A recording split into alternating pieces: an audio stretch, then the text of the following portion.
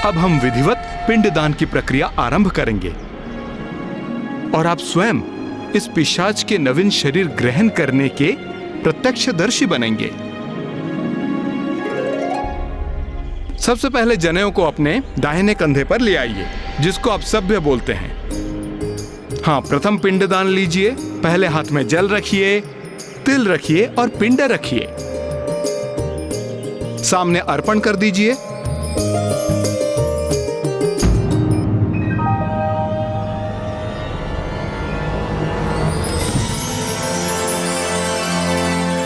मेरा शीश।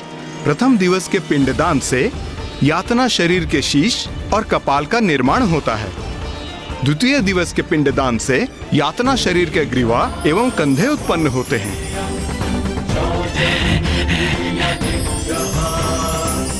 तृतीय दिवस के पिंडदान से उनके हृदय की रचना होती है।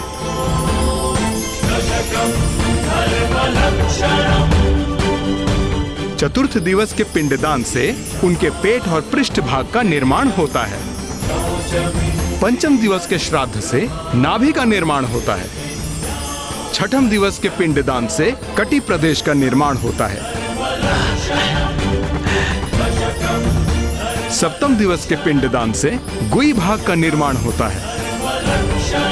अष्टम दिवस के पिंडदान से उरु का निर्माण होता है।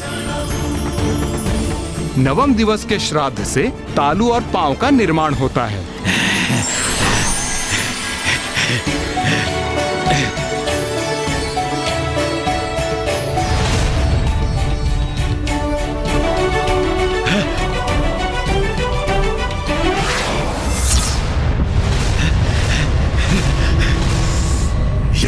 ये नवीन शरीर तो मुझे स्वीकार ही नहीं कर रहा है। शरीर ना सरलता से आत्मा को छोड़ता है, ना ही स्वीकारता है। इसके लिए तो आत्मा को बार बार प्रयास करते रहना होगा।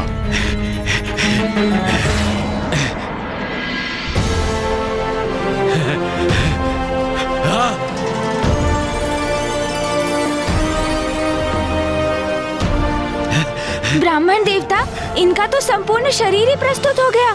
तो फिर दशम दिन के पिंडदान से क्या होगा?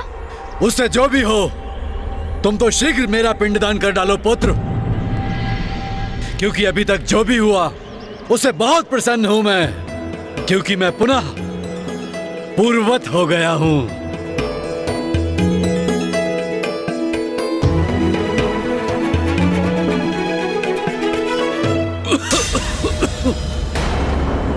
दसम दिवस के पिंडदान से उस शरीर की पूर्णता, क्षुधा और प्यास की उत्पत्ति होती है। मैं भूखा हूँ। मैं प्यासा हूँ।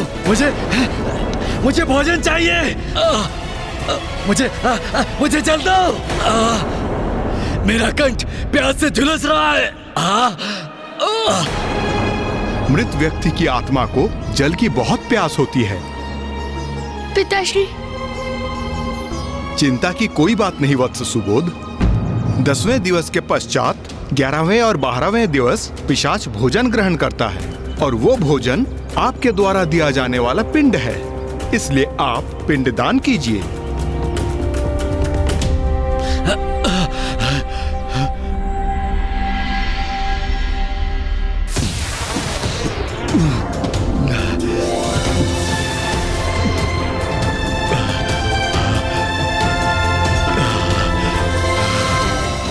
भोजन।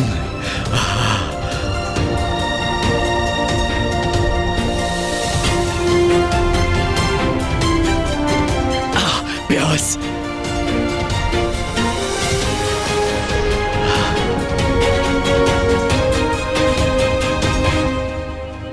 कितना प्यासा था मैं, अब तृप्त हुआ हूं मैं।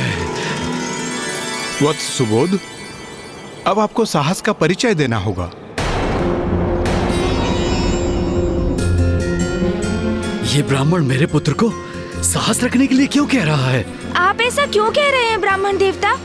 ऐसा क्या होने जा रहा है अब? वत्स सुबोध, अपने पिता को आप अंतिम बार देखने जा रहे हैं और इसके उपरांत उसकी यातना की उच्च लोकों की यात्रा प्रारंभ होगी,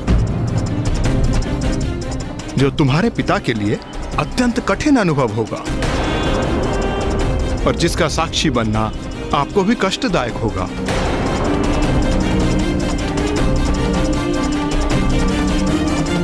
ब्राह्मण देवता, क्या इस यात्रा में मैं अपने प्रिय पिता की कोई सहायता कर सकता हूँ? हाँ वत्स, एक बार वो पृथ्वी की परिधि से बाहर निकल जाएं, तो यमलोक पहुंचने तक उनकी यात्रा का प्रत्येक दिवस हमारे लिए एक मास के समान होगा। इसीलिए प्रत्येक मास को आप उनका पिंडदान करोगे। यमलोक पहुंचने के उपरांत उनका एक दिवस हमारे लिए एक वर्ष के समान हो जाएगा। इसीलिए प्रथम वर्ष के उपरांत एक वर्ष के बाद ही पिंडदान करना आवश्यक होता है। किंतु मेरे पिता की मृत्यु को 1 वर्ष तो बीत चुका है। तुम्हारे पिता की मृत्यु को 1 वर्ष पूर्ण होने के कारण हम उनके लिए मासिक पिंडदान अभी एक के बाद एक साथ ही संपन्न करेंगे। ये गया में ही संभव है वत्स, इसलिए अब 13वें पिंड का दान करेंगे। पिताश्री, मैं आपका पुत्र सुबोध संपूर्ण विधि विधान से आपका पिंडदान और श्राद्ध पूर्ण करूंगा, क्योंकि अब मैं आपको और कष्ट में नहीं देखना चाहता हूँ। इसीलिए अब जो भी परिणाम हो, आप विश्वास रखिए पिताश्री, मैं संपूर्ण विधियों को संपन्न कर आपकी मुक्ति की प्रार्थना करूंगा। 13वां पिंडदान प्रारंभ करें वत्स।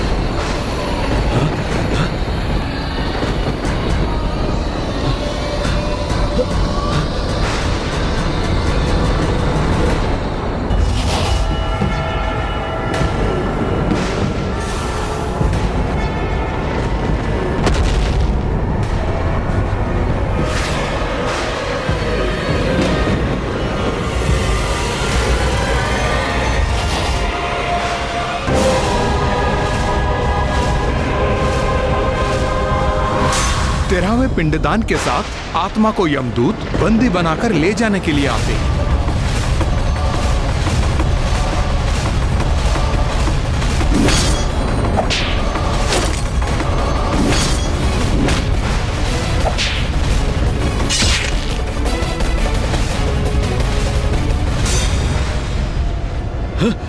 मुझे कहीं नहीं जाना।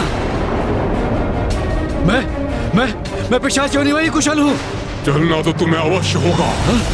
अपने पापों का परिणाम भुगतकर पर्वती जीवन में प्रवेश करने। पाप? मैंने कोई पाप नहीं किया। आप किसी अन्य ज्ञानरी को लेने आए होंगे। भूलवश मुझे दंड देने आ गए। हाँ, मैं तो एक मात्र पिशाच हूँ। और वैसे भी इस पिशाच योनि में अनेकों यातनाएं सह चुका हूँ मैं। तो और क्यों भुगतूं मैं? हाँ, और क्यों सहूं? नहीं, हाँ, मुझे कहीं नहीं जाना। ये आपने क्या किया गणेश जी? मुझे ऐसी मुक्ति थोड़ी चाहिए। हाँ, मुझे नहीं चाहिए ये यातना शरीर। मैं पिशाच बनकर ही कुशल हूँ। आप कह दीजिए इन यमदूतों को मुझे छोड़ दे और चले जाएं यहाँ से। मैं आपके साथ कैलाश लौट चलूंगा। वहीं किसी वृक्ष की शाखाओं में लटका रहूंगा। कह दीजिए इन्हें। हाँ हाँ। ज्ञानारी जी, आप अनंत काल तक पिशाच नहीं रह सकते। आपके पुत्र सुबोध ने आपका पिंडदान किया है, जिससे आपको पिशाच योनि से मुक्ति प्राप्त हो। और अब आपको मृत्यु उपरांत आगे के मार्ग पर जाना ही होगा। और इस कठिन यात्रा में आपका सहायक बनने हेतु सुबोध प्रत्येक मास आपका पिंडदान करेगा। ये सब आपका ही षड्यंत्र है ना? आपको क्या था ना, इस यात्रा में मुझे कष्ट होगा। मेरे जीवन में भी आपने मुझे दंडित किया, उससे संतुष्ट नहीं हुए आप। मृत्यु के बाद भी मुझे दंडित करना चाहते हैं आप? नहीं भैया, उन्हें जो कहना है उन्हें कहने दीजिए। वो अभी भयभीत है और जब भी उन पर भय छाता है तो वो उचित अनुचित का भेद भूलकर कुछ भी कह जाते हैं।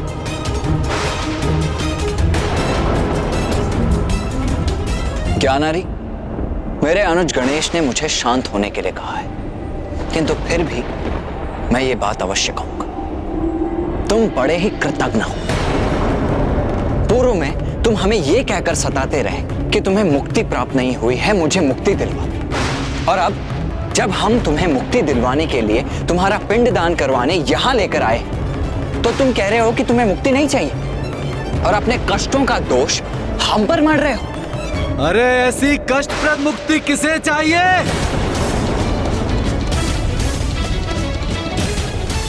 बंद करो ये अपना रोदन और विलाप। अब चलो यहाँ से। नहीं नहीं, मैं नहीं चलूंगा आपके साथ। नहीं, मैंने कोई पाप नहीं किया। मैं नहीं चलूंगा। हाँ। अच्छा, तुम ऐसे नहीं मानोगे। नहीं।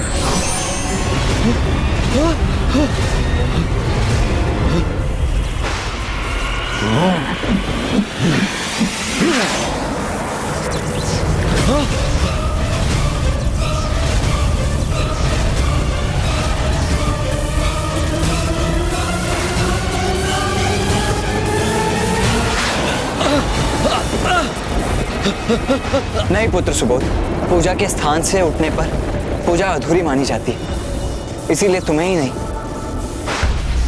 हम सभी को भी यहाँ स्थित होकर रहना होगा।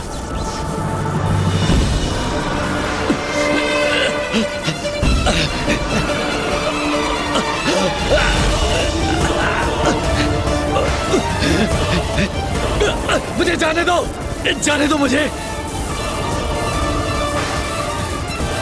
कोई पाप नहीं किया, कुछ नहीं किया मैंने कुछ नहीं किया। छोड़ो मुझे। असत्य कहना भी पाप होता है और अब तुम वही पाप कर रहे हो।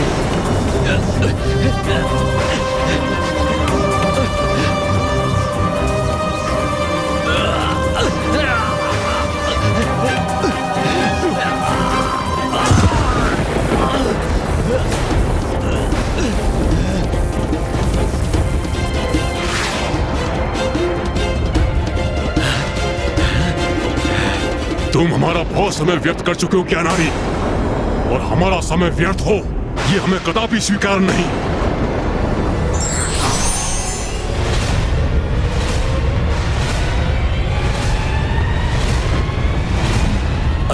अरे ये क्या कर रहे हो तुम?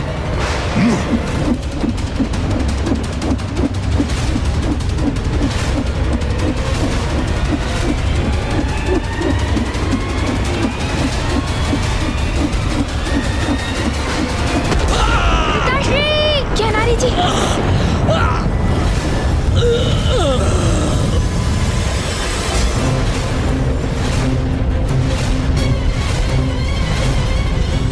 ये क्या किया आपने ज्ञानारी जी के यातना शरीर को ही चीर दिया, उनका अंत कर दिया आपने। अब उन्हें मुक्ति कैसे प्राप्त होगी?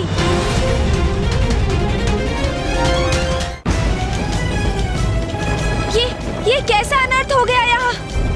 हम ज्ञानारी जी के पिशाच को उनके पिशाच योनि से मुक्ति दिलाने लाए थे यहाँ। उनका पिंडदान संपन्न होने से वो प्राप्त भी हुई उन्हें और उन्होंने यातना शरीर धारण किया, किंतु तभी आप दोनों ने उनका वध कर दिया। प्रणाम प्रथम पूज्य गणेश जी। यहाँ जो भी हुआ वही होने का विधान है। हमने कुछ भी अनुचित नहीं किया। यातना शरीर यातना पाने के लिए ही धारण किया जाता है। ज्ञानारी ने अपने जीवन में जो भी पाप कर्म किए हैं उसके दंड स्वरूप उसको यातना भोगने के लिए ही ये यातना शरीर दिया गया है। किंतु आपने तो उसका अंत कर दिया है, फिर अब वो कैसे दंडित होगा? प्रणाम देव सेनापति कुमार कार्तिकेय। मृत्यु की असहनीय यातना अनेकों बार सहेगा ये। इस भयंकर यंत्रणा के बाद पुनः और यंत्रणा देने के लिए इसे बार बार पुनर्जीवित करेंगे। किंतु इनके यातना शरीर को इस प्रकार जीवन मरण के चक्र में क्यों डालेंगे आप? दुरात्मा है ये। अपने जीवन में अनेकों पाप किए हैं इसने। ऐसे पापियों के पाप कर्म का यही परिणाम होता है। बार बार मृत्यु का कष्ट भोगेगा ये। जब तक अपने पापों का समुचित दंड नहीं प्राप्त कर लेता तब तक ऐसे ही अपने पापों का दंड भोगता रहेगा। ऐसी भयंकर यंत्रणा देकर इसे यमलोक लेके जाएंगे हम। इसका कण कण हाहाकार कर उठेगा।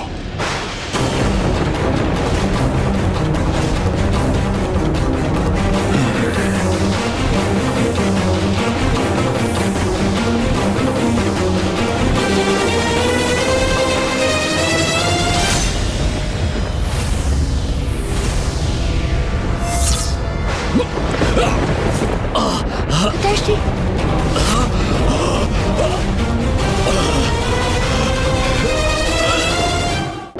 अपार पीड़ा का अनुभव हो रहा है मुझे।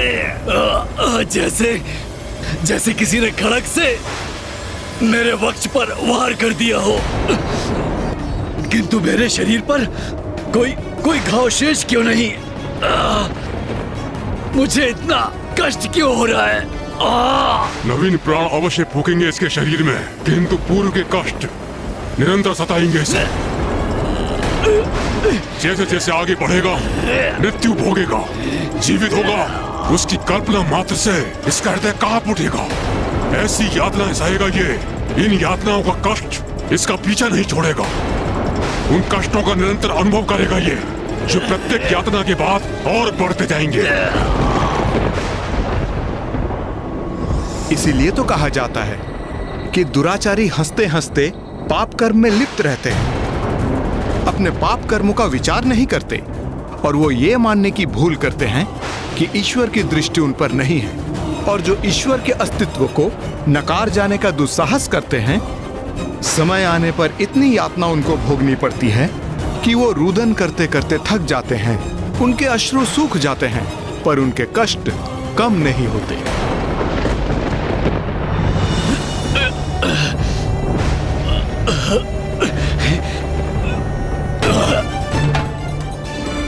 ऋषिवर, मैं तो पूर्व से ही प्यास से तड़प रहा हूं, तो अब रुदन करने के लिए अश्रु कहां से लाऊंगा?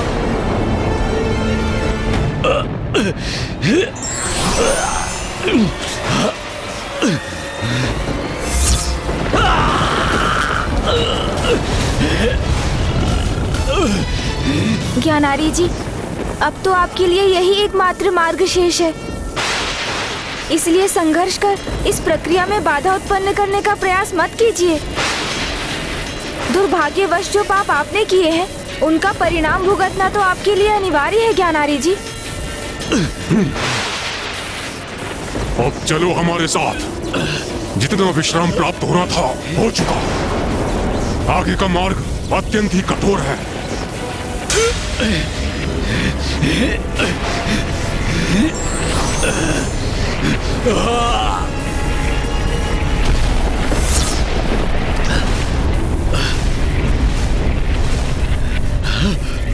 ये कैसा द्वार खुल रहा है मेरे समक्ष?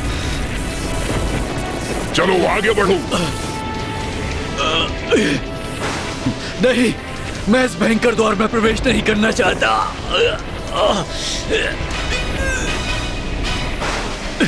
गणेश जी,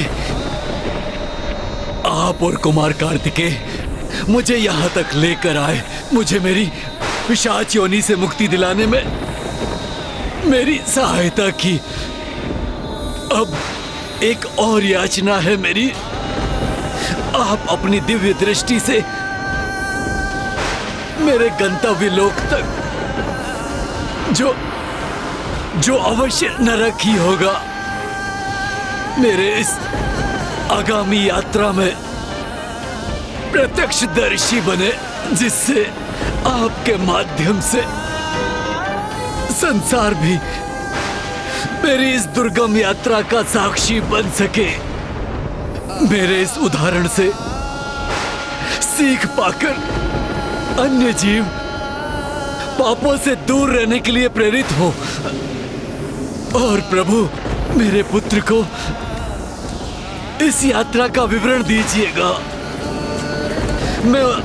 मैं अपने जीवन में उसे कुछ उचित सिखा नहीं सका, किंतु कदाचित मेरी मृत्यु के पश्चात तो उसे कुछ सिखाने में समर्थ होऊंगा। प्रभु, मैं अपने संपूर्ण जीवन में आपको भला बुरा कहता रहा, आपको क्षति पहुंचाने का प्रयास करता रहा, किंतु आपने मुझे इस पिशाच योनि से मुक्त कराकर मुझ पर उपकार किया। आप अत्यंत दयालु हैं प्रभु, सभी देवताओं से भिन्न हैं, इसीलिए तो आप अग्रणी हैं, प्रथम पूजनीय है प्रभु, प्रथम पूजनीय। मैं आपकी पीड़ा समझ सकता हूँ, इसलिए जो हुआ सो हुआ। अब आप दंड सहकर अपने पापों का प्रायश्चित कीजिए और स्मरण रखिए, निराशा के गहन अंधकार का अंत आशा की प्रकाश की किरण से अवश्य होता है।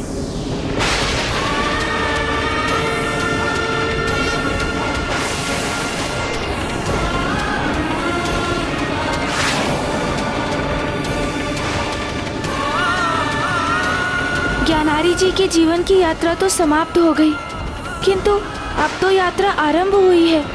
उसे पूर्ण कर यमलोक तक पहुंचना ज्ञानारी जी की आत्मा के लिए बहुत बड़ी चुनौती है। जीवन कर्मों से जुड़ा है, कर्म इच्छाओं से। व्यक्ति की इच्छाएं उचित हो तो उसके कर्म एवं जीवन ही नहीं, मुक्ति भी सरल हो जाती है।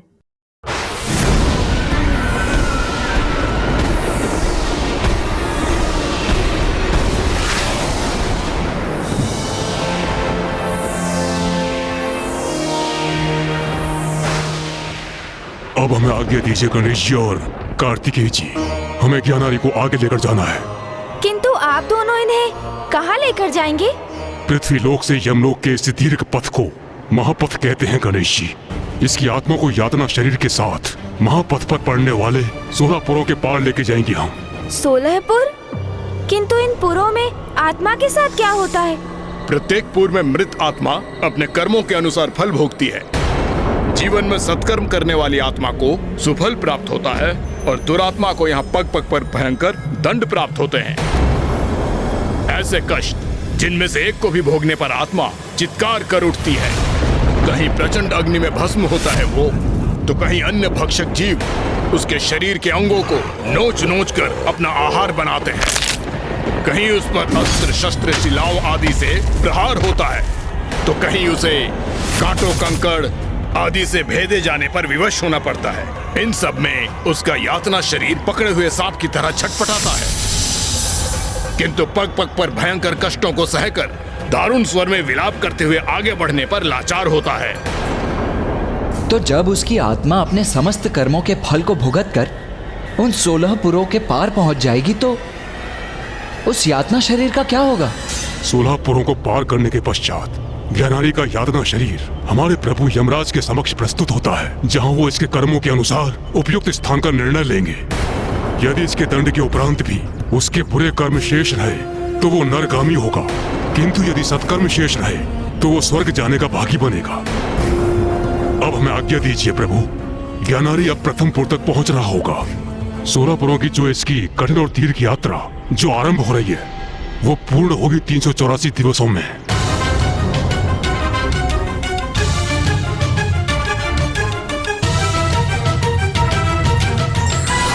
384 दिवस? इतनी दीर्घ यात्रा? किंतु मैंने तो माँ को वचन दिया था कि मैं शीघ्र अतिशीघ्र लौटूंगा। भैया, आपको तो ज्ञात ही है। हम ज्ञानारी जी को शीघ्र मुक्ति दिलाने का प्रयास करेंगे, जिससे शीघ्र यहाँ आकर आपको एवं पिताश्री को मिलाने का प्रयास कर सके। माँ, ऋषि जगश्वी भी मरणासन अवस्था में है।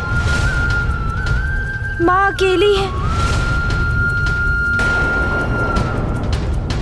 हमें पिताश्री को भी काशी लौटाने का कोई उपाय ढूंढना है, किंतु यहाँ भी ज्ञानारी और सुबोध के भले के लिए ज्ञानारी जी को दिए वचन से बंध गया हूँ मैं। उनकी यात्रा संपन्न होने तक यहीं रहना होगा मुझे। अब इस दुविधा को कैसे सुलझाऊं मैं? यहाँ भी कैसे रहूं और काशी लौटकर माँ को दिया वचन कैसे पूर्ण करूं मैं? ओम नमः शिवाय।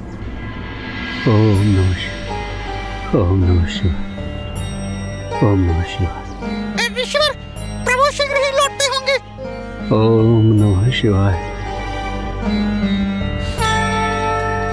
स्वामी, पुत्र गणेश और कार्तिकेय शीघ्र यहाँ लौटेंगे और फिर वो आपके अंश को यहाँ मुझ तक लाने का कोई उपाय अवश्य ढूंढ लेंगे।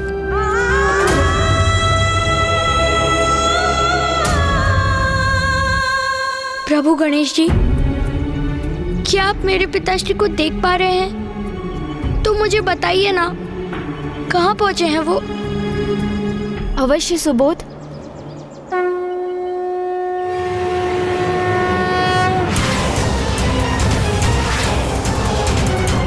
हाँ वत्स सुबोध, मैं अपनी दिव्य दृष्टि से ज्ञानारी जी को देख पा रहा हूँ।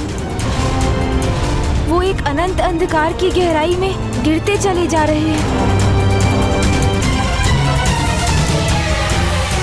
नहीं नहीं नहीं! क्या हुआ गणेश? अब क्या देखा तुमने?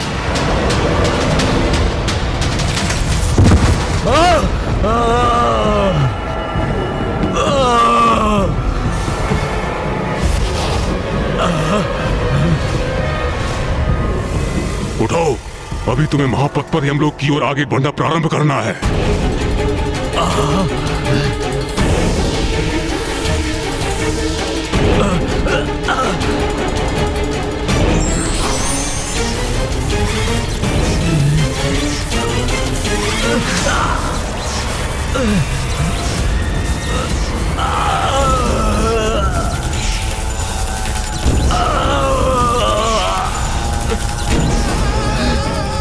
छोड़ दो मुझे, छोड़ दो, क्षमा करो मुझे, इतनी भीषण पीड़ा नहीं सह सकता मैं। छोड़ दो, दया करो मुझ पर, दया करो, छोड़ दो, हाँ छोड़ो, छोड़ दो मुझे, छोड़ो, छोड़ो।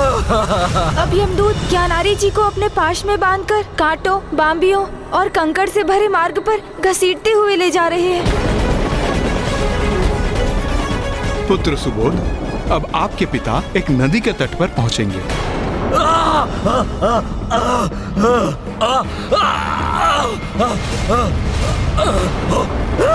अब हम पुष्प भद्रा नदी के तट पर हैं।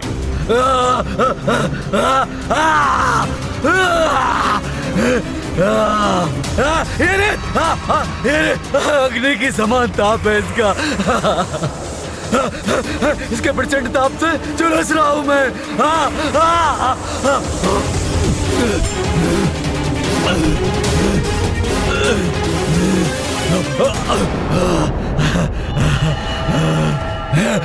जल जल जल,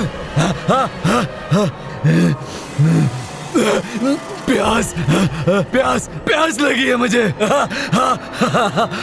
जल दे दो मुझे, बहुत बहुत प्यास लगी है। पुत्र, अब आपके पिता का यातना शरीर पुष्पभद्रा नदी के तट पर पहुंच चुका है, जहां आपके द्वारा दिया गया पिंडदान उनका भोजन बनेगा और तर्पण का जल प्राप्त होगा।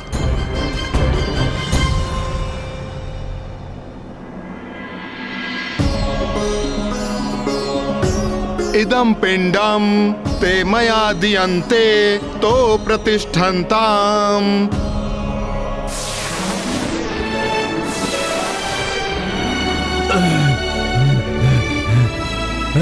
भूख भूख और प्यास तो मिट गई, किंतु किंतु किंतु मेरा कष्ट नहीं मिटा।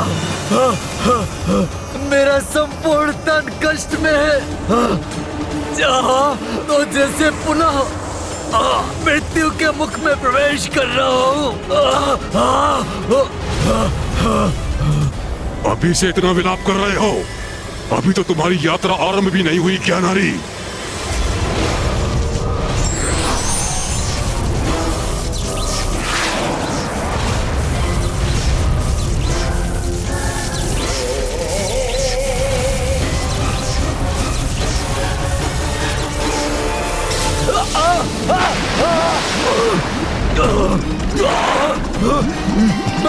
मैं डूब रहा हूँ। ये जल तो अपने ताप से प्रताड़ित कर रहा है मुझे।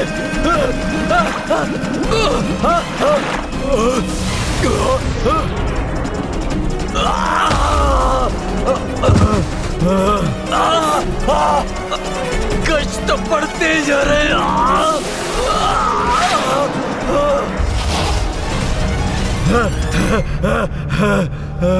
क्षमा करो मुझे, दया करो मुझ पर। मैं ये कष्ट और नहीं सह सकता, नहीं सह सकता मैं। ये यमपुर है, महापथ पर पड़ने वाला पहला पुर, जहाँ उन आत्माओं को दंड दिया जाता है जिन्होंने अपने जीवन काल में अपने माता पिता का अपमान किया हो। नहीं, मैंने अपने माता पिता का कभी अपमान नहीं किया था, कभी नहीं किया था। हमने तो सम्मान किया है, सम्मान, कभी अपमान नहीं किया। ज्ञानारी जी, यमदूतों से असत्य वचन कहना व्यर्थ है, उनसे आपका कोई सत्य छिपा नहीं। क्या हुआ प्रभु गणेशी? मेरे पिता कुशल तो है ना? नहीं वत्स सुबोध, अब वो याम्यपुर पहुंच गए हैं, जहां उन्हें अपने एक पाप का भीषण दंड प्राप्त होगा।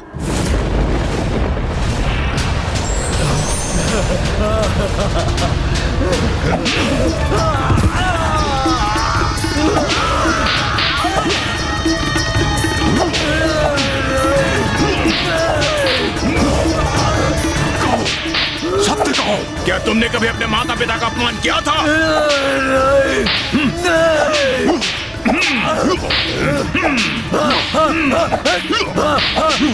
किया था। बहुत बुरा पुत्र था मैं। जब बाल्यावस्था में था, अपने पिता का अपमान और तिरस्कार करने का अपराध किया था मैंने। मुझसे भूल हो गई, मुझे क्षमा करो मुझे। और कोई अपराध और कोई पाप नहीं किया मैंने। तो क्या आप दोनों मुझे यमराज के समक्ष प्रस्तुत करेंगे?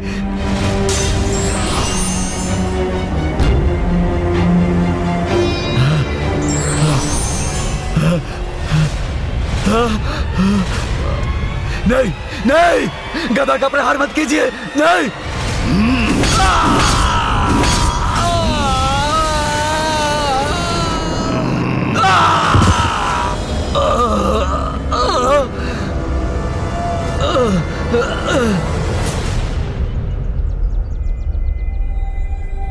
गणेश, अब क्या अपनी दिव्य दृष्टि से तुम कुछ देख पा रहे हो? ज्ञात नहीं भैया, वहाँ क्या हो रहा है? वहाँ तो सर्वत्र अंधकार छाया है, मुझे कुछ दिखाई नहीं दे रहा है भैया वहाँ। ऐसे अंधकार का अर्थ तो ये है कि वो शौर्यपुर पहुंच चुके हैं। ऋषिवर, वहाँ आत्माओं के साथ क्या होता है? ऐसा सुना जाता है वत्स कि शौर्यपुर के राजा अत्यंत भयंकर हैं और उसके दर्शन मात्र से आत्मा भयभीत हो जाती है और कुछ यातना शरीर तो वहां से आगे बढ़ने में असमर्थ हो जाते हैं।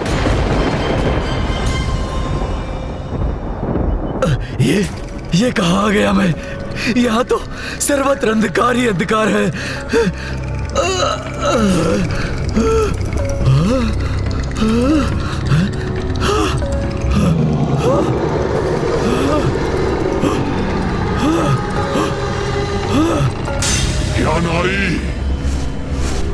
क्या नारी,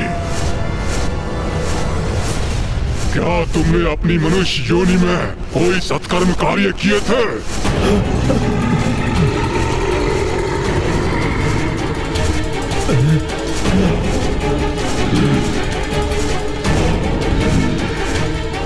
हत्या का महापाप किया है तुमने, धर्म कर्म में लीन ऋषि मुनियों की हत्या की है तुमने। शौर्यपुरी में अब तुम्हारे इस महा अपराध का दंड प्राप्त होगा। तुम्हें तो अब मेरी भीषण अग्नि का प्रकोप सहना पड़ेगा।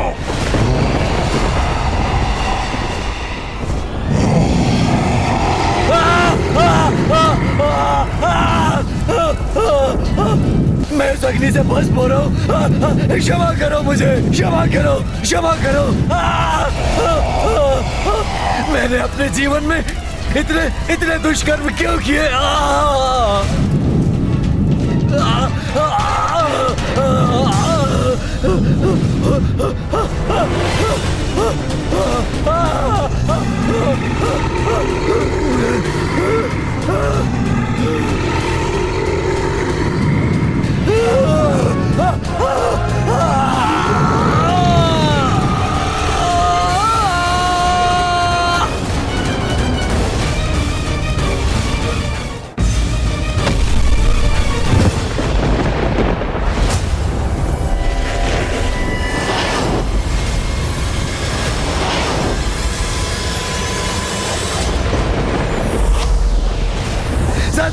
सहायता सहायता, हाँ, मैं भस्म हो रहा हूँ, मैं भस्म हो रहा हूँ, इस अग्नि से भस्म हो रहा हूँ मैं। हाँ, हाँ, शांत करो इस अग्नि को। हाँ, हाँ,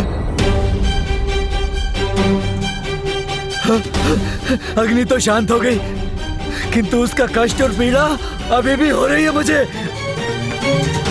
ऐसा प्रतीत हो रहा है जैसे इस अग्नि से तप रहा हूं मैं। जल जल जल जल जल दो मुझे बहुत बहुत प्यास लगी है। चार देवंग रागण गुणगण विशेषण इदम विशिष्टायम स्वपुण्यतिदो इदम पिंडम ते मया दियन्ते तो प्रतिष्ठन्ताम। चलो उठो, तुम्हारा विलाप सुनने का व्यर्थ समय नहीं है हमारे पास। अभी हमें आगे बढ़ना है, नागेंद्र भवन पहुंचना है। 2 क्षण का तो अवकाश दे दो मुझे, तनिक विश्राम करने दो। तुम जैसे पापियों के लिए कोई विश्राम नहीं है। चलो आगे बढ़ो, नहीं तो तुम पे वार करके आगे चलने पे विवश करेंगे।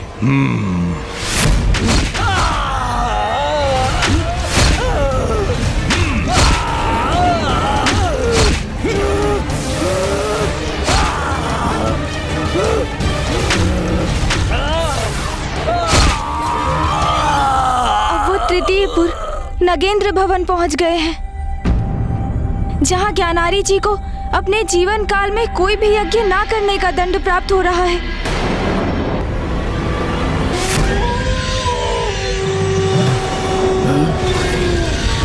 ये भेड़िए, ये कहाँ जाएंगे मुझे?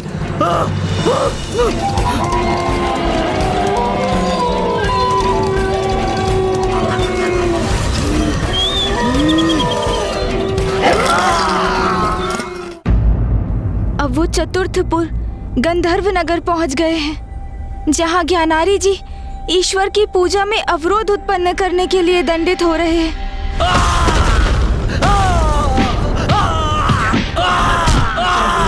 अब वो पंचमपुर शैलागमपुर में है, जहां ज्ञान कर्म और धर्म के मार्ग से भटकने का परिणाम भुगत रहे हैं ज्ञानारी जी। नहीं, प्रहार मत कीजिए, नहीं नहीं नहीं।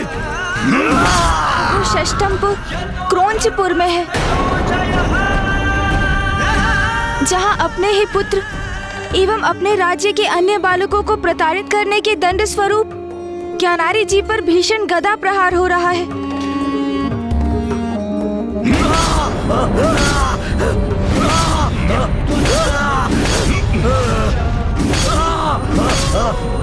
अब वो सप्तमपुर क्रूरपुर को पार कर 8वें पुर विचित्र भवन में है, जहां ज्ञानारी जी को तपते कोयले के अंगार पर स्थित होकर स्त्रियों के अपमान का दंड भोगना पड़ रहा है।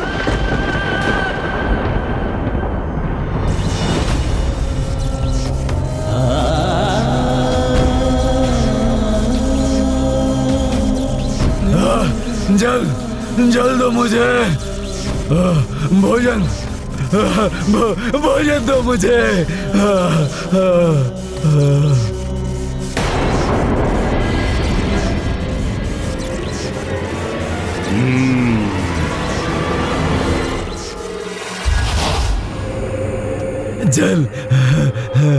जल दो मुझे, भोजन दो मुझे, मुझे बहुत प्यास लगी है, जल दो मुझे। हम वैतरणी नदी के तट पर पहुंच चुके हैं।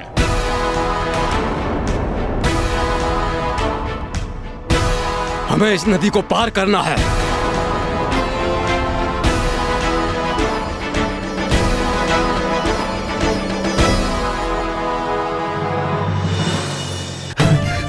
मेरे कष्टों में कुछ तो विराम होगा अब। इस नदी को पार करते समय मैं इस नौका पर तनिक विश्राम तो कर सकूंगा।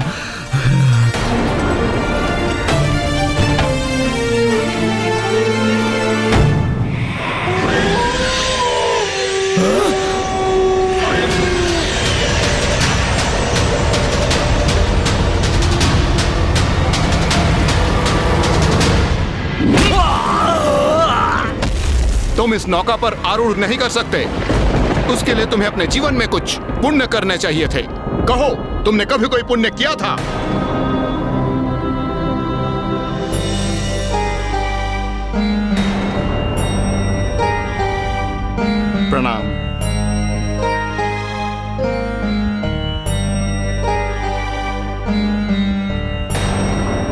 मेरे साथ ऐसा अन्याय क्यों? हाँ?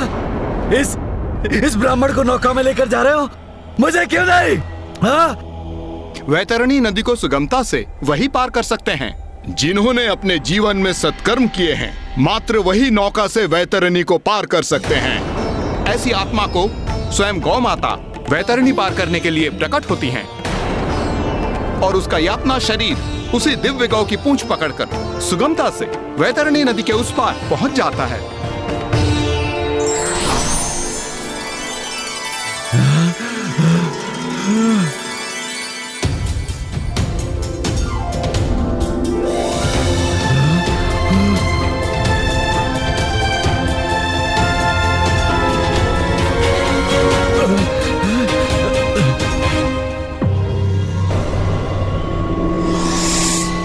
क्या तुमने अपनी जीवन में कभी सत्कर्म या गोदान का पुण्य कमाया है? नहीं। तब तुम्हें कोई अधिकार नहीं इस नौका पे आने का। मैं ये वैतरणी नदी कैसे पार करूंगा? मेरी यात्रा कैसे पूर्ण होगी?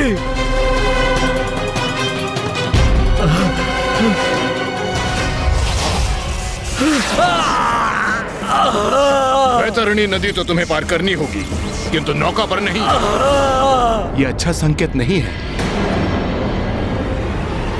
किंतु क्यों ब्राह्मण देवता? क्योंकि अब यहाँ से वैतरणी नदी प्रारंभ हो गई और ये वैतरणी नदी तो मांस मदिरा का आहार करने वाले जीव जंतुओं से भरी पड़ी है। अपनी यात्रा को आगे बढ़ाने के लिए ज्ञानारी को वैतरणी नदी तो पार करनी ही होगी। किंतु इस प्रयास में उनकी यातना शरीर की यदि मृत्यु हो गई तो यमदूत उसे पुनः जीवित करके उनकी ये यात्रा पुनः प्रारंभ करेंगे। ज्ञानारी जी को बिना प्राण खोए एक ही प्रयास में वैतरणी नदी को पार करना होगा, अन्यथा यमदूत उन्हें बार बार जीवित करते रहेंगे और ज्ञानारी जी को आरंभ से पुनः अपनी यात्रा आरंभ करनी होगी। धन संपदा, माया और मोह सब पीछे छूट जाता है। साथ जाता है व्यक्ति का धर्म, कर्म और ईश्वर की सच्ची भक्ति। ज्ञानारी, वैतरणी नदी तो तुम्हें पार करनी होगी, किंतु नौका पर नहीं। और यदि तुम्हारा यातना शरीर मध्य में ही निष्प्राण हो गया तो तुम में पुनः प्राण डाला जाएगा। ये जल नहीं, लहू प्रतीत हो रहा है।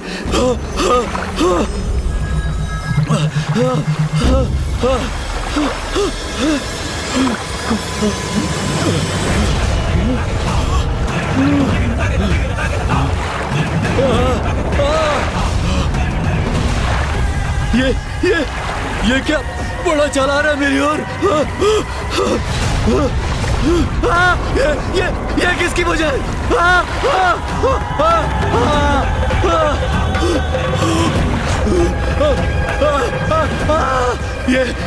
ये कैसे भयंकर नदी है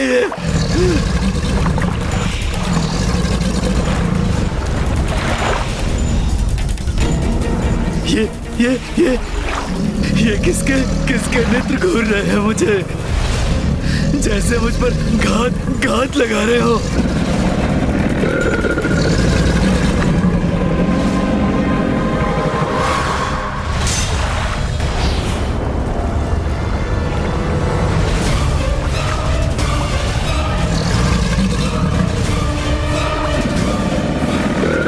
रक्षा करो, कोई तो रक्षा करो मेरी। वैतरणी सरलता से वही पार करता है जो अपने जीवन में सत्कर्मों के साथ गौदान भी करे। दुरात्माओं को तो यहाँ गौदान का भी कोई लाभ नहीं होता। उन्हें तो अपने पापों के भीषण दंड भुगतने ही पड़ते हैं यहाँ। इसलिए मनुष्य को अपने जीवन में धर्म से नहीं भटकना चाहिए।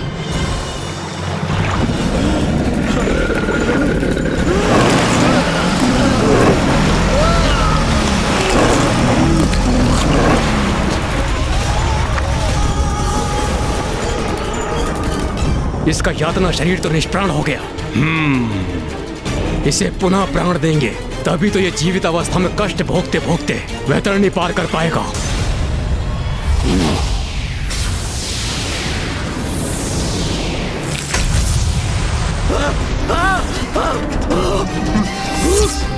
मुझे जीवन क्यों किया? मृत्यु चाहता हूँ मैं, और कष्ट नहीं सह सकता। ज्ञानारी, तुम्हें तो वैतरणी पार करनी होगी, जो तुम्हारा यातना शरीर जीवित अवस्था में ही कर सकता है। और स्मरण रहे, जितनी बार तुम्हारा यातना शरीर मृत अवस्था में जाएगा, उसे हम पुनः जीवित करेंगे। तुम्हें ये कठिन यात्रा पुनः आरंभ करनी होगी। नहीं, नहीं, नहीं।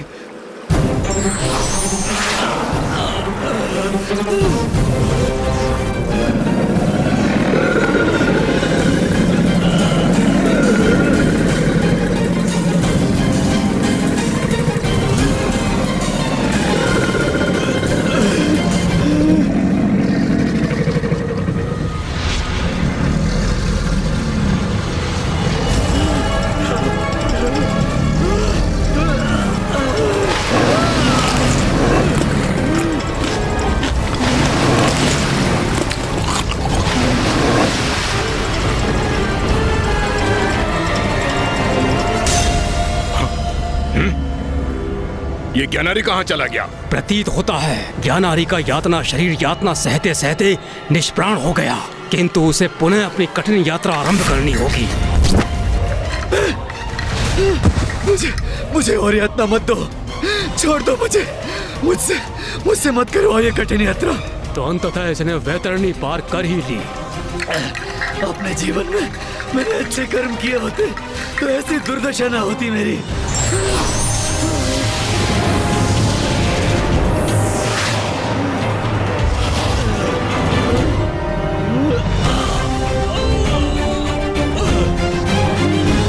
शरीर को तो यथावत कर दिया तुमने, किंतु अभी भी कष्ट हो रहा है मुझे, जैसे वो भयंकर जीव मेरे शरीर को नोच नोच कर मेरा भक्षण कर रहे हो।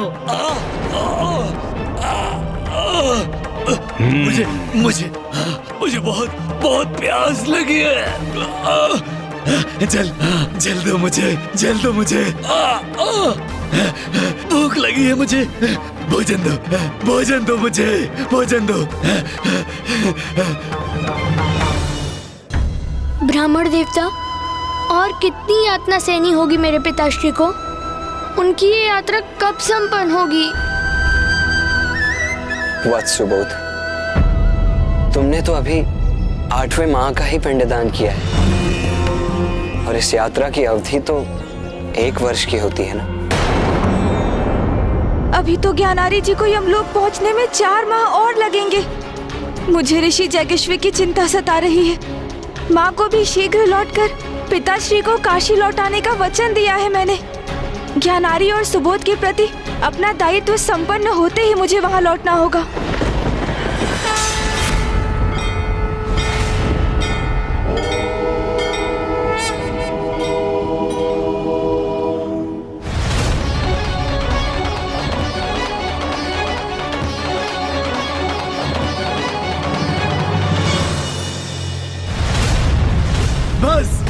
बस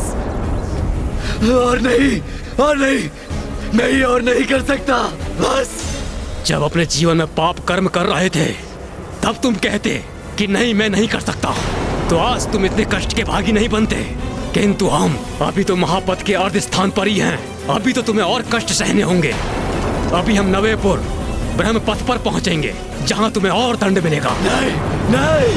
अपनी प्रजा को आतंकित करने का, अपनी शक्ति से उन्हें अपने समक्ष झुकने को विवश करने का दंड देने हेतु यमदूत ज्ञानारी जी पर परित प्रहार कर रहे हैं।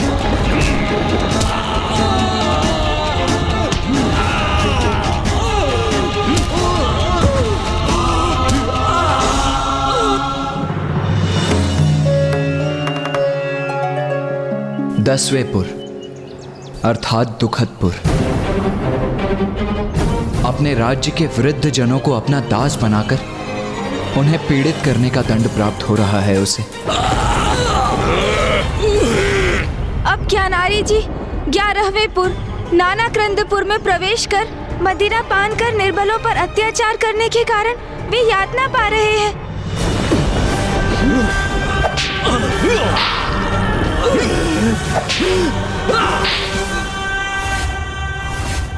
12वें पुर अर्थात सुप्त भवनपुर में ज्ञानारी को अपने राज्य में स्थित भगवान के मंदिरों और उनके श्री विग्रह नष्ट करने के पाप का कठोर दंड प्राप्त हो रहा है।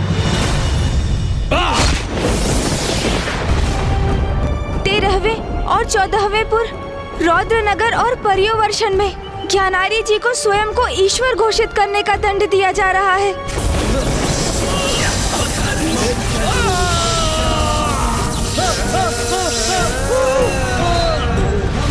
और 15वें एवं 16वें पुर अर्थात शिटाढ्यपुर एवं बहुधर्म भीतिपुर में ज्ञानारी को प्रथम पूज्य गणेश का अपमान करने के महापाप का दंड प्राप्त हो रहा है।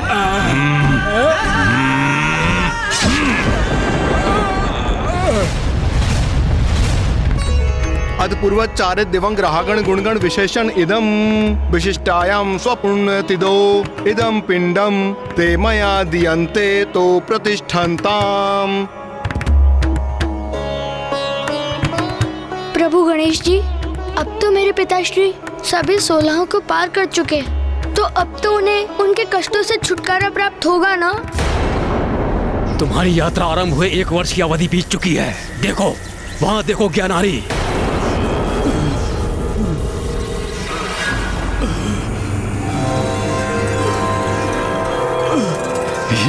ये सीढ़ियां मुझे यमलोक में स्थित यमराज तक ले जाएंगी।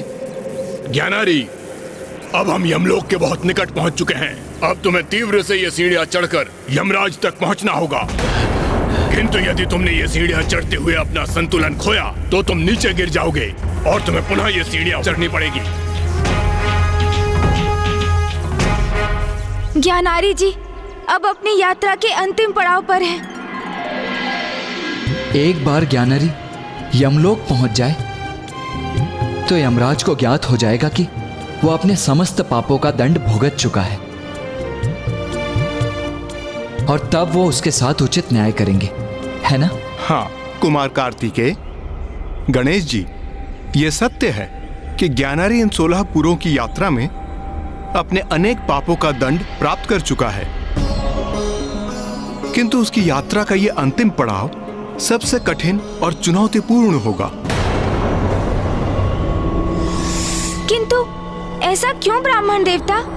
यमलोक की सीढ़ियों पर ज्ञानारी की सबसे कठिन परीक्षा होगी कि ये जो प्रायश्चित कर रहा है वो वास्तव में कर रहा है या कष्टों को कम करने के लिए दिखावा मात्र कर रहा है। यदि उसका प्रायश्चित सत्य है तो सीढ़ियां चढ़कर आगे बढ़ सकेगा, अन्यथा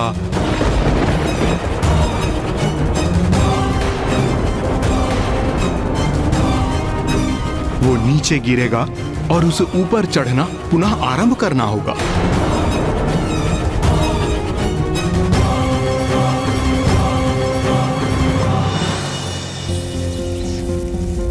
इतनी यातना सहने के पश्चात सीढ़ियां चढ़ना सरल प्रतीत हो रहा है। अब तुम्हें पाश से बांधने की आवश्यकता नहीं है। वैसे भी यहाँ से तुम कहाँ भागोगे? तो बताओ ज्ञानारी, क्या अपने जीवन में किए गए पाप कर्मों का पश्चाताप है तुम्हें? हाँ है, पश्चाताप भी है, ग्लानि भी है अपने अपने सभी पापों को लेकर। अब मैं ऊपर चढ़ूं?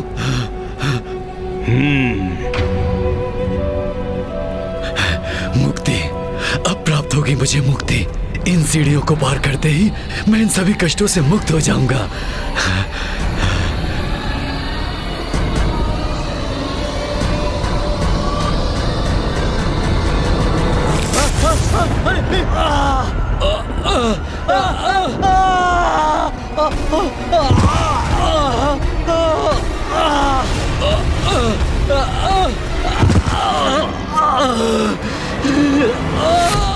ज्ञानारी जी संतुलन खोकर नीचे गिर गए। अंततः हुआ वही जो ब्राह्मण देवता जगराव जी ने कहा। जब तक ज्ञानारी सच्चे हृदय से पश्चाताप नहीं करता वो सीढ़ियां चढ़कर यमराज तक कदापि नहीं पहुंचेगा। क्या हुआ ज्ञानारी? तुमने अपना संतुलन खो दिया, नीचे गिर गए। तुम तो अपने पापों के लिए पश्चाताप से भरे हो ना, तो ऊपर क्यों नहीं चढ़ पाए? गिर क्यों गए?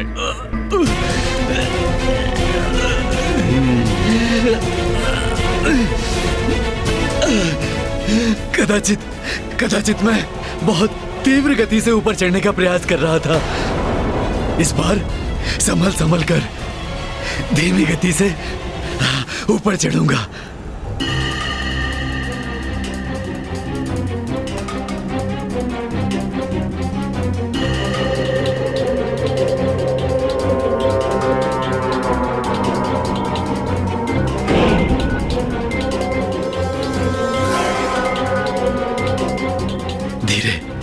धीरे धीरे आगे बढ़ूंगा तो अवश्य अपना संतुलन बनाए रखने में और ऊपर यमराज के समक्ष पहुंचने में सक्षम होऊंगा मैं, जो मेरे साथ न्याय कर मेरे आगामी लोक को निर्धारित करेंगे।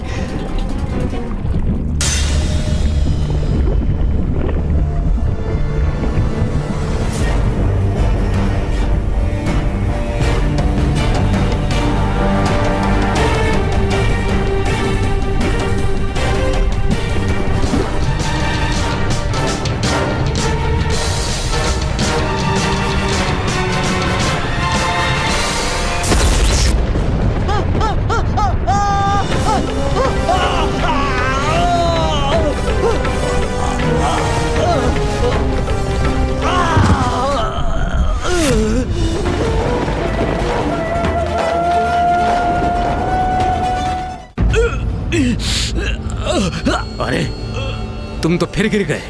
ज्ञानारी सत्य कहो, तुम वास्तव में पश्चाताप का अनुभव कर रहे हो ना?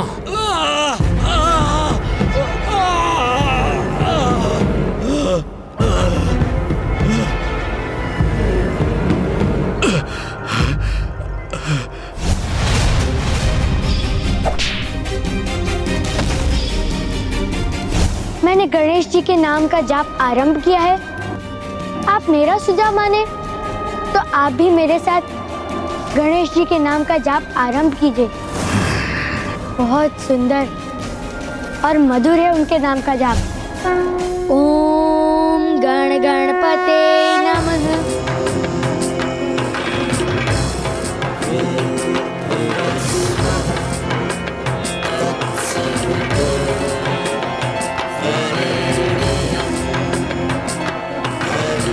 प्रभु गणेश जी, अब आप ही मेरा मार्गदर्शन कीजिए।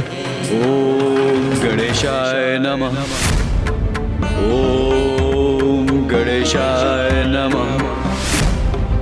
ओम गणेशाय नमः। उस गणेश से अपने पिता का प्रतिशोध लूंगा। फेंको इस मूर्ति को, अन्यथा मैं स्वयं उठाकर इसे फेंक दूंगा।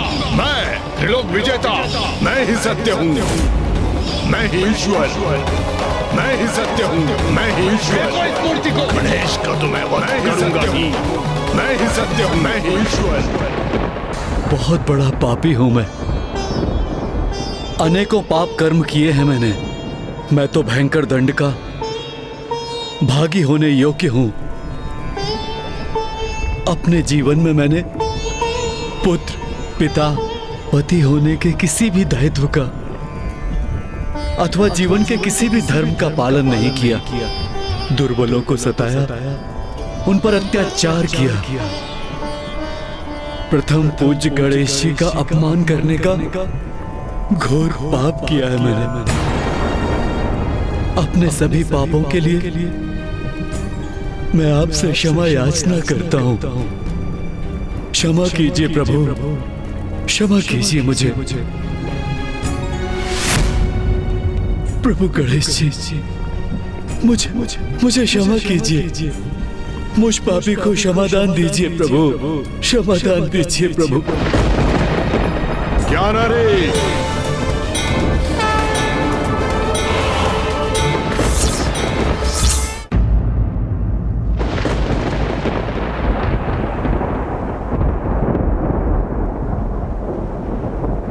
प्रणाम यमराज।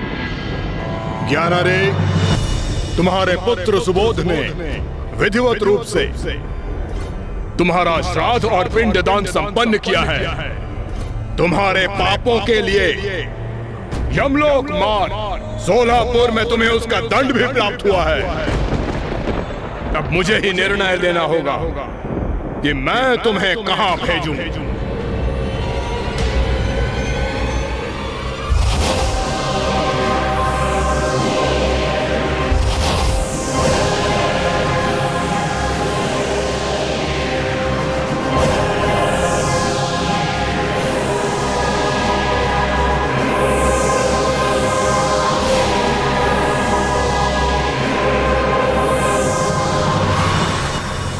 तुमने अन्य पापों के साथ स्वयं को ईश्वर घोषित करने का महापाप किया है। उसका दंड तुम्हें भोगना ही होगा ज्ञानारी। यमराज,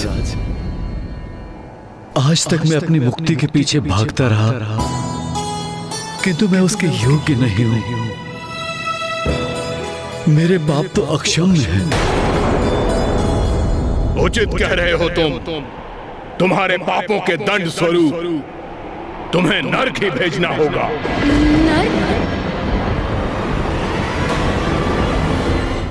धन्यवाद, धन्यवाद यमराज, धन्यवाद।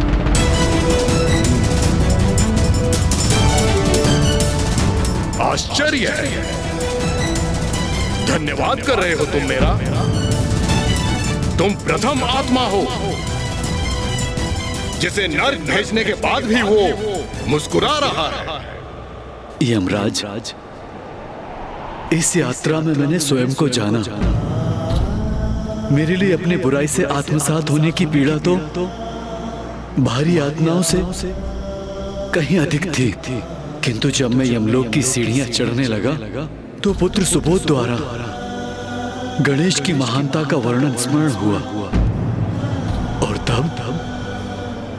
तब मैंने गणेश जी का ध्यान किया और अब प्रथम बार मुझे सत्य में आंतरिक शांति का अनुभव हुआ।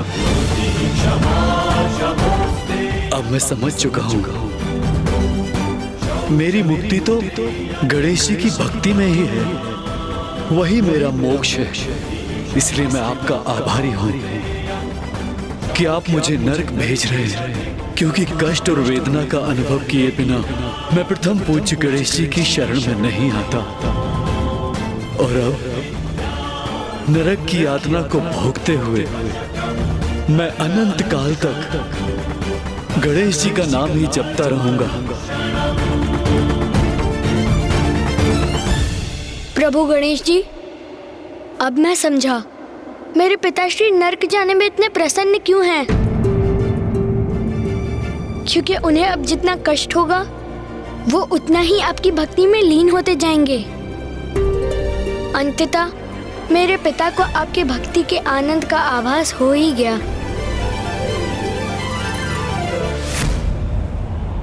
तो उचित है, अब तुम नरक की ही यातना सहो।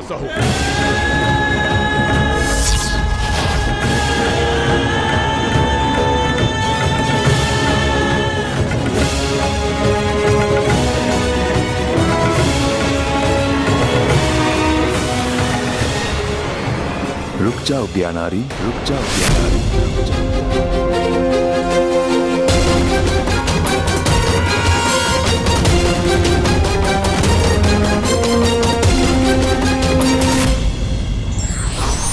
भूल स्वीकार कर उसका प्रायश्चित यदि समय रहते व्यक्ति कर ले तो उसका लोक और परलोक दोनों सुधर जाता है।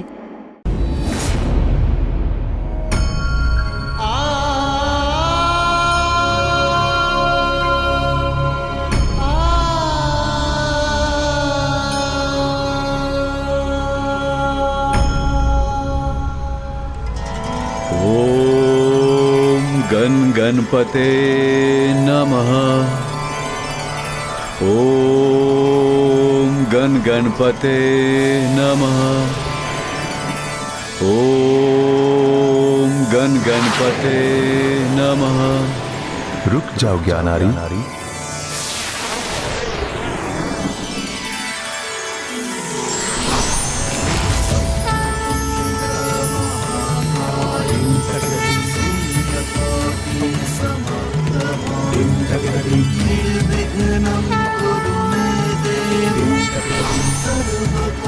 प्रणाम महागणाधिपति। प्रणाम महागणपति जी। प्रणाम महागणाधिपति जी। ज्ञानारी, तुम्हारा उद्धार तो उसी दिवस हो गया था जिस दिवस मेरे अंश प्रथम पूज्य गणेश के हाथों तुम्हारा अंत हुआ था। किंतु तुम्हें तुम्हारे बुरे कर्मों के लिए इस यातना भरी यात्रा का भागी तो बनना ही था। किंतु पापी होने पर भी गणेश ने तुम पर कृपा की, तुम्हारे श्राद्ध और पिंडदान में तुम्हारी सहायता की, और अब जब तुम अनेक कष्ट सहकर भक्ति के मार्ग पर अग्रसर हो चुके हो, मेरे अंश प्रथम पूज्य गणेश की भक्ति में लीन होने को प्रेरित हो, तो मैं तुम्हें आगामी कष्टों से मुक्त करता हूँ, जिसके फलस्वरूप पापियों को उग्र रूप में दर्शन देने वाले यमराज के सौम्य रूप के दर्शन होंगे तुम्हें।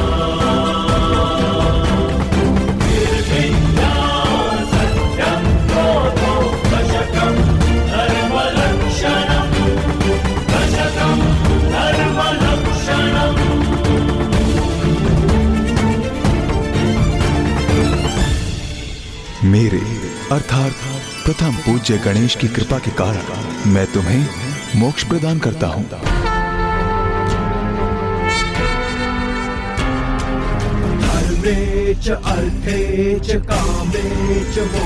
ओम गण गणपते नमः।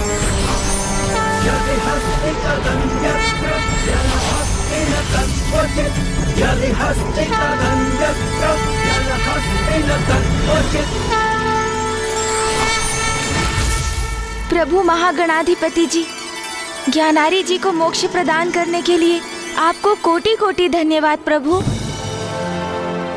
वत्स सुबोध, श्री महागणाधिपति जी की कृपा से ही तुम्हारे पिता ज्ञानारी जी को मोक्ष प्राप्त हुआ है।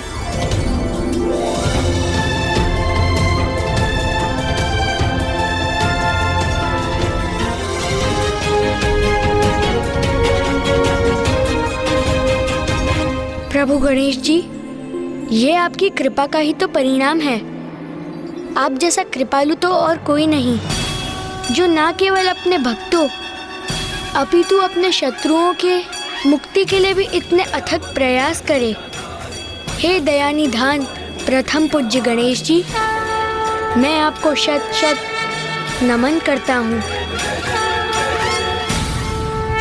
कल्याण हो वत्स।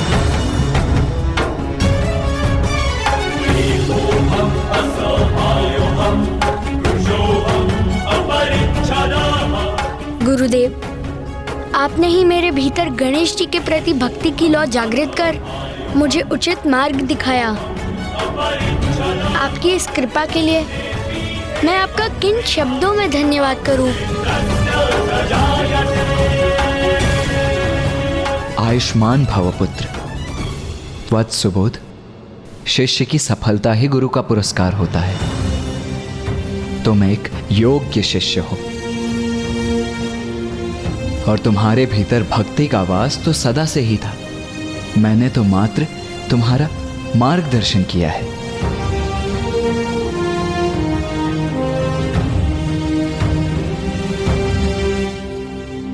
ब्राह्मण देवता, आपने हमारी सहायता की। विधिवत ज्ञानारी जी का पिंडदान और श्राद्ध करवाकर हमें हमारे ध्येय तक पहुंचाया। उसके लिए आपको अनेकों धन्यवाद ब्राह्मण देवता।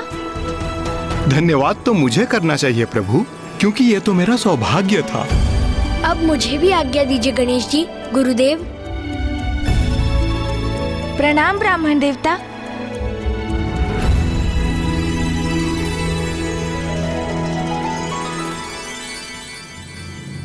भैया,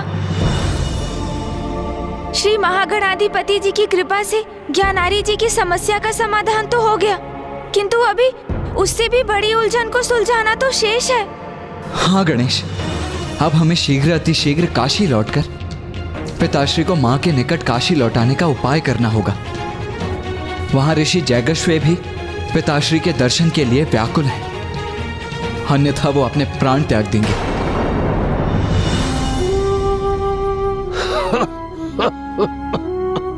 ओम नमः शिवाय।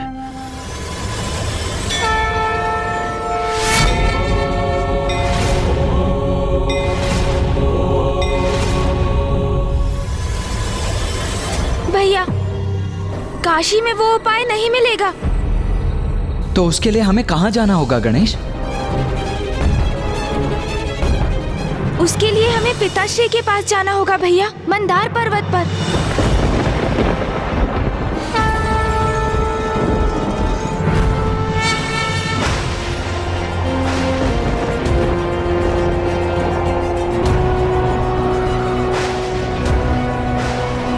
भैया, हम इस प्रकार कितनी देर तक चलते रहेंगे? आप अपने वाहन मयूर जी को क्यों नहीं बुलाते? वो अपनी उड़ान भर हमें शीघ्र मंदार पर्वत की चोटी पर पहुंचा देंगे भैया। उचित है गणेश। मयूर जी!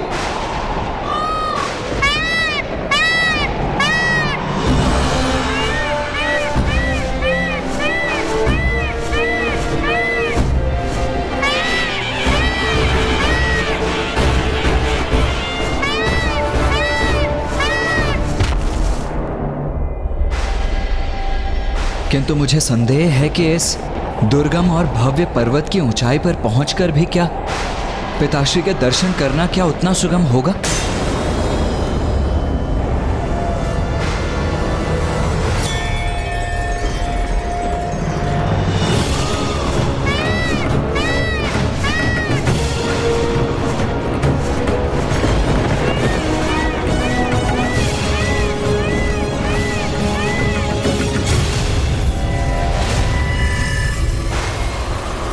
गणेश, ये हिम का बवंडर तो और भी प्रबल होता जा रहा है और ये तीव्र वायु प्रवाह हमें इस पर्वत की ओर ही ढकेल रहा है।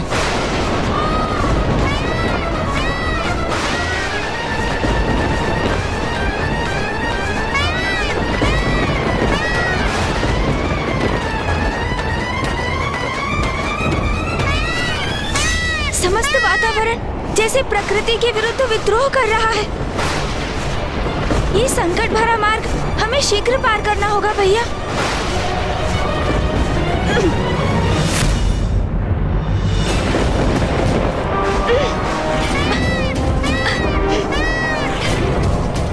गणेश, इन काले मेघों में कुछ भी स्पष्ट दिखाई नहीं दे रहा है मुझे। भैया, यहाँ का वातावरण तो पिताश्री के अंतर्मन के समान ही आविष्ट है। उनका हृदय भी वेदना के काले मेघों से ही जूझ रहा है। इसलिए मैं पिताश्री से ही प्रार्थना करता हूँ कि वही हमें उन तक पहुँचने का मार्ग दिखाएं। पिताश्री, हम आप तक पहुँच सके, हमें ऐसा सामर्थ्य प्रदान कीजिए। हमारे यहाँ आने का एकमात्र कारण माता का दुख और आपका एकाकीपन है। माता आपसे विलग होकर अत्यंत पीड़ित और संतप्त है। पिताश्री, आपको लौटाकर हम आपका एवं माता का दुख दूर करना चाहते हैं। महादेव, आपका पुत्र गणेश आपको पुकार रहा है, आपकी याचना कर रहा है।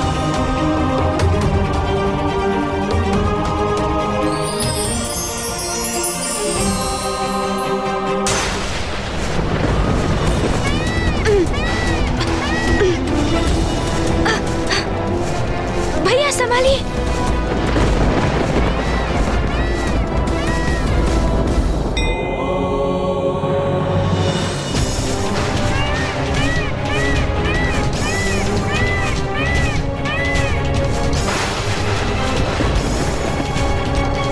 वो देखो गणेश,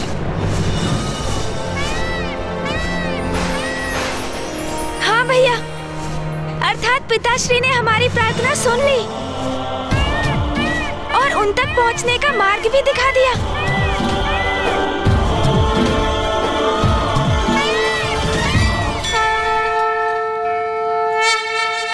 प्रणाम पिताश्री, प्रणाम मामाश्री,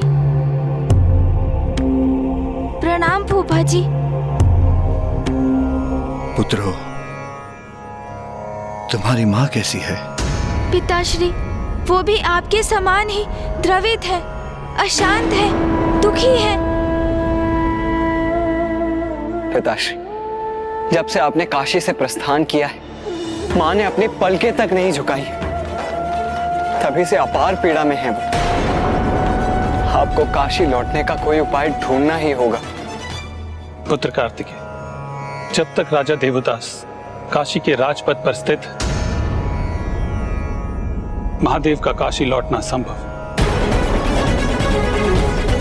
मामाश्री, माँ ने मुझे और गणेश को राजा दिवोदास के विषय में बताया था, किंतु उनके कारण पिताश्री काशी नहीं लौट सकते। ये तो सर्वथा अनुचित है और ये मुझे कदापि स्वीकार नहीं। इसीलिए मैं तो उन राजा दिवोदास को उचित पाठ सिखाने के लिए, उन्हें दंडित करने के लिए अग्रसर भी हो गया था, किंतु फिर माँ और गणेश ने ही मुझे रोक दिया। मैं तुम्हें वरदान देता हूँ कि तुम काशी में स्थित होकर संसार के राजकाज का कार्यभार संभालोगे। महादेव, काशी में मात्र एक ही राजा रह सकता है। फिर वो काशी राजा आप हैं अथवा मैं। और यदि राजा बनने का कर्तव्य मुझे पालन करना है तो आपको काशी छोड़कर जाना होगा महादेव। तो आपको काशी छोड़कर जाना होगा महादेव। तो आपको काशी छोड़कर जाना होगा। मुझे काशी छोड़कर जाना होगा।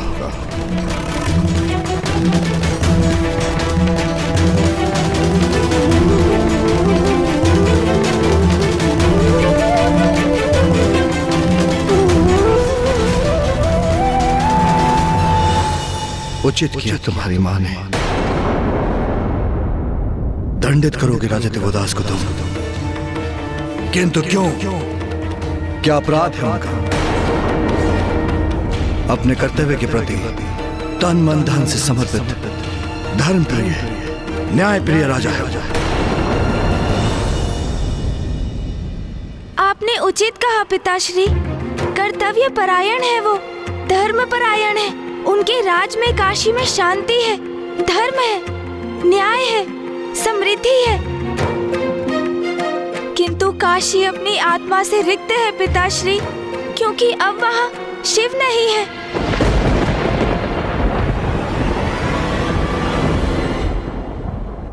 पिताश्री, काशी वो पावन धाम है जहाँ आप स्वयं मरणासन्न मनुष्यों के कान में तारक मंत्र का उच्चारण कर उन्हें सद्गति प्रदान करते हैं।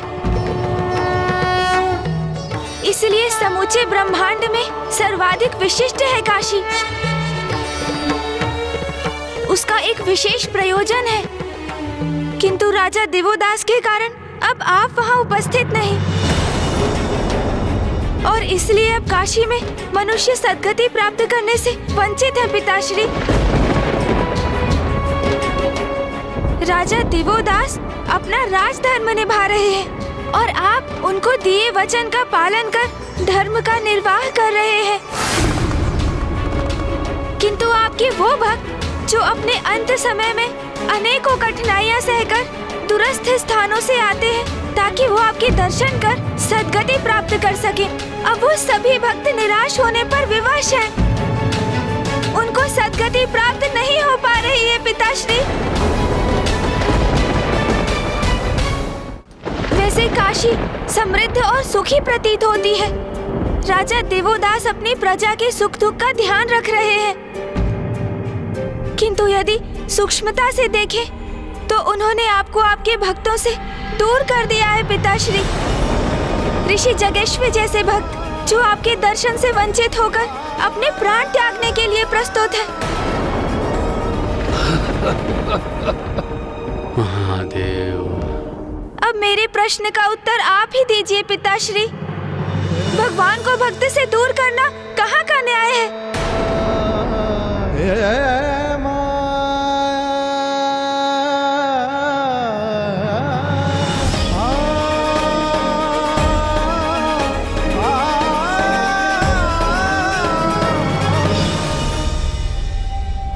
जो भी हो, राजा दिवोदास को दिए गए मेरे वचन को कोई भंग नहीं करेगा। काशी में किसी के हस्तक्षेप की अनुमति नहीं दूंगा मैं।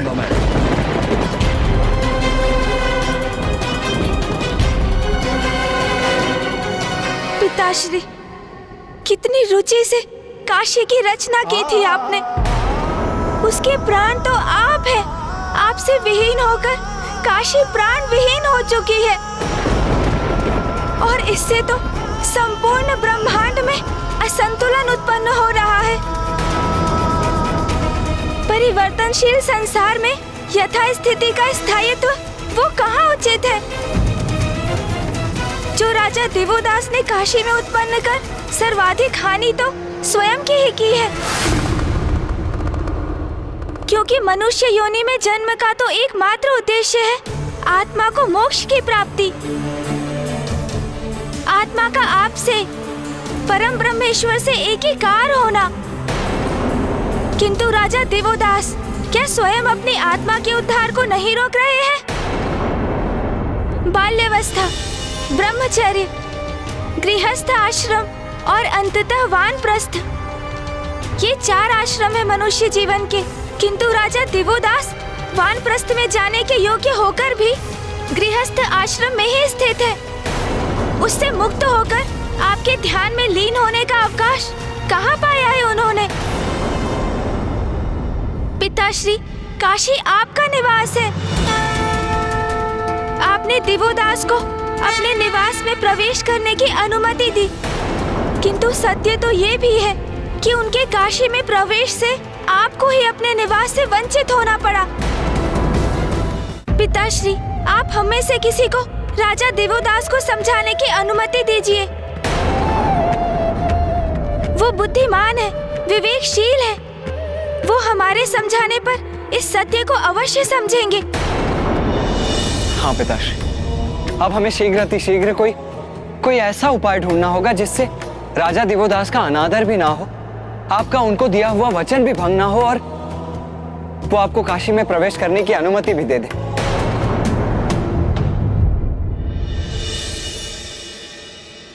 हमारे पास अधिक समय नहीं है पिताश्री, क्योंकि यदि हमने विलंब किया तो ऋषि जगेश्वर अपने प्राण त्याग देंगे और हम सभी पर ब्रह्म हत्या का दोष लग जाएगा।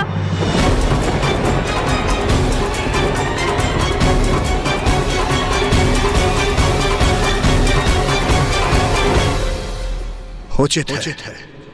मैं तुम्हें इसका उपाय ढूंढने की अनुमति देता हूं, किंतु राजा दिवोदास को बलपूर्वक कोई विवश नहीं करेगा, उस पे किसी प्रकार की हिंसा का प्रयोग नहीं करेगा।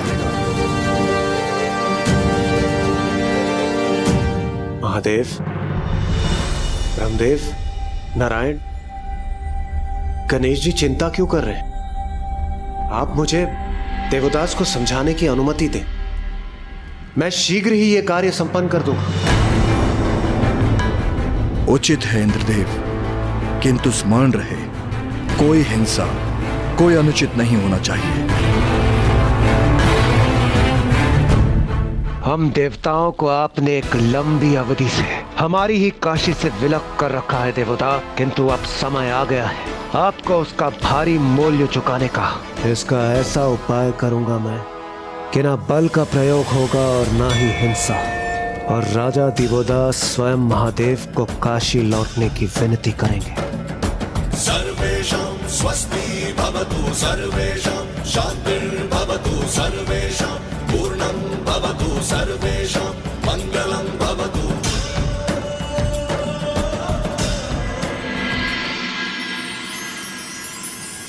नाथ, आपके मुख पर संतुष्टि का भाव मेरे हृदय को भी प्रसन्नता से भर देता है। देवी सरला, अपने राज्य की समृद्धि से और प्रजा के सुख से ही एक राजा को भी सुख की अनुभूति होती है। आपके राज्य की संपन्नता का श्रेय तो आपका ही है स्वामी। सहस्त्रों वर्षों से इतनी तन्मयता, कुशलता और धर्मप्रायणता से राजकाज के दायित्व का निर्वाह जो कर रहे हैं आप। मेरा श्रेय तो इतना ही है देवी कि प्रभु की कृपा से ना कभी धर्म पथ से भटका और ना ही मेरे द्वारा किए जाने वाला यज्ञ कभी रुका।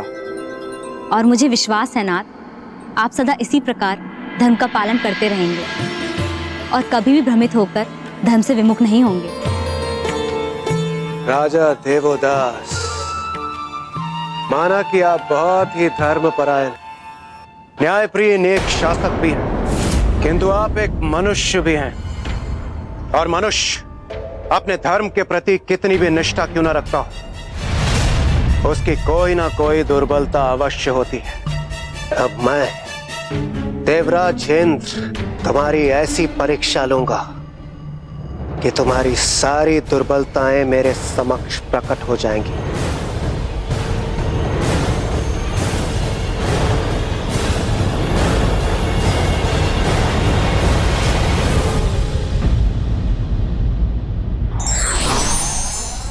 धर्म के मार्ग पर चलने वाले के समक्ष ईश्वर भी विवश हो जाते हैं।